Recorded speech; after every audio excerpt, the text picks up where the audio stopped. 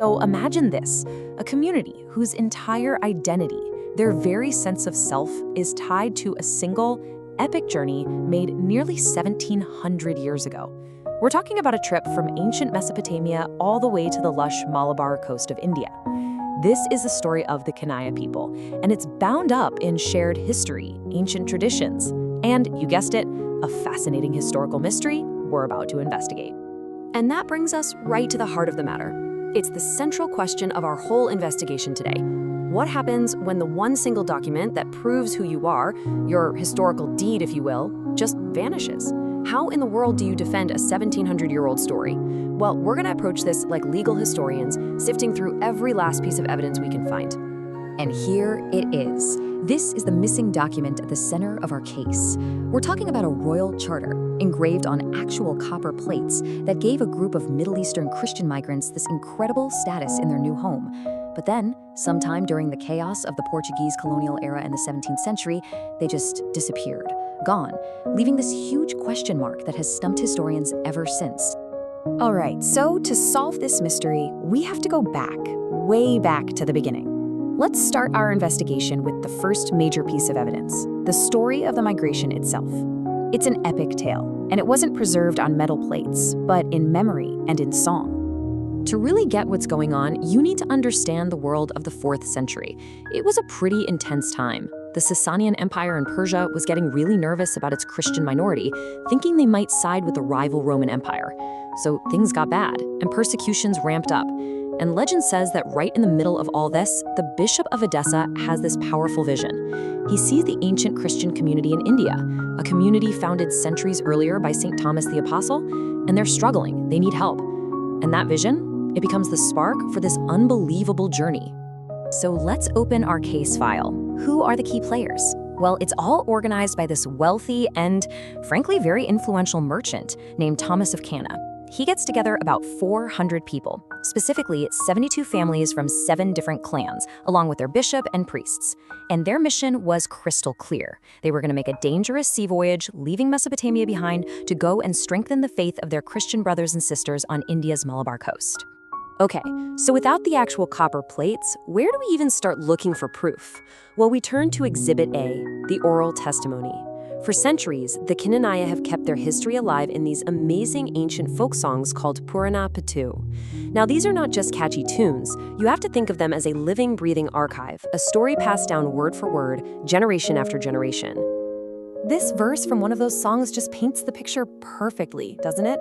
It describes Thomas of Cana arriving not as some conqueror, but as a respected diplomat and merchant. He shows up with gifts, gold, coral, pearls, and through this really formal, respectful act, he builds a strong alliance with the local ruler, the King, and secures a safe new home for his people.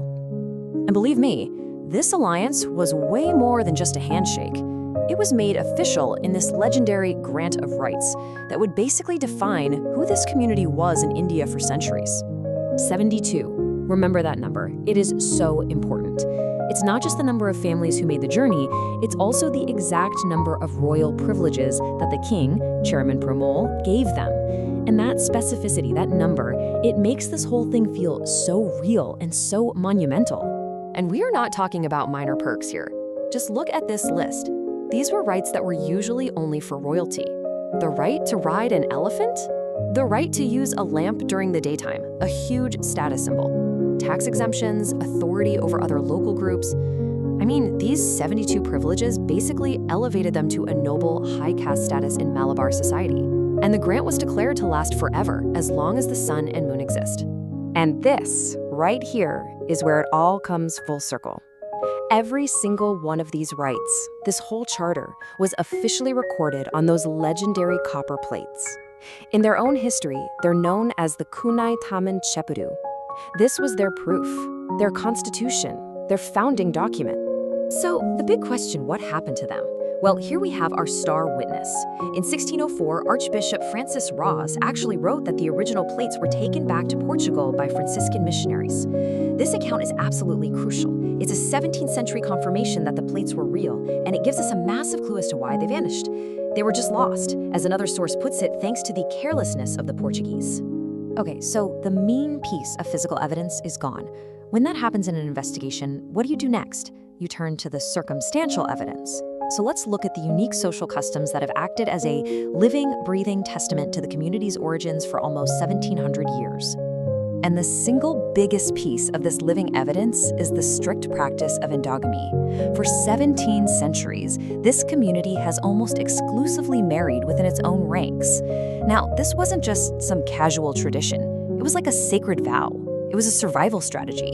It acted as a powerful wall against assimilation, preserving their unique Judeo-Christian ethnic heritage in the middle of a huge, diverse Indian population. It was their way of keeping a direct, unbroken line back to those original 72 families.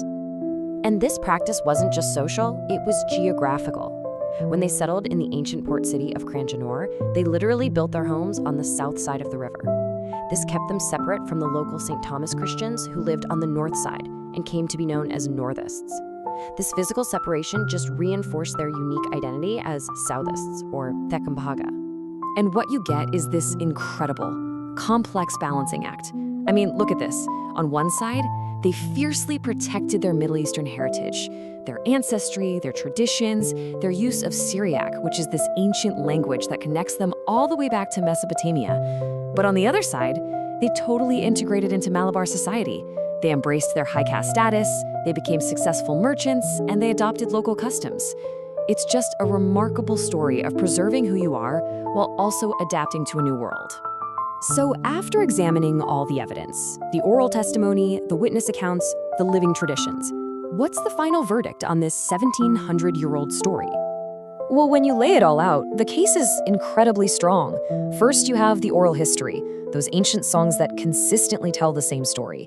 Second, you have written accounts from outsiders during the Portuguese era, confirming the copper plates were real. And third, you have maybe the most powerful circumstantial evidence of all, an unbroken 1,680-year tradition of endogamy, a practice so distinct that modern DNA studies are actually starting to validate the community's ancient Middle Eastern roots. And the legacy of that small group of migrants? It's just staggering. From the original 400 people who landed on that coast back in 345 AD, the community has now grown to over 200,000 members all around the world. That's a powerful testament to their resilience, right? But here's the thing. That identity is now facing its greatest challenge ever. As the community spreads out across the globe, that ancient tradition of endogamy is clashing with the realities of our modern, super-connected world. So now they're trying to adapt, using new tools like digital archives and global youth conferences to try and reshape and reinforce what it means to be Knanaya in the 21st century. For almost 1,700 years, the story of a lost charter on a set of copper plates gave the Knanaya a powerful anchor, a deep sense of who they were. But now, in an age where our communities are global and our borders are digital, the question isn't so much about proving the past anymore. It's about what will hold them together and what will define them for the next 1,700 years.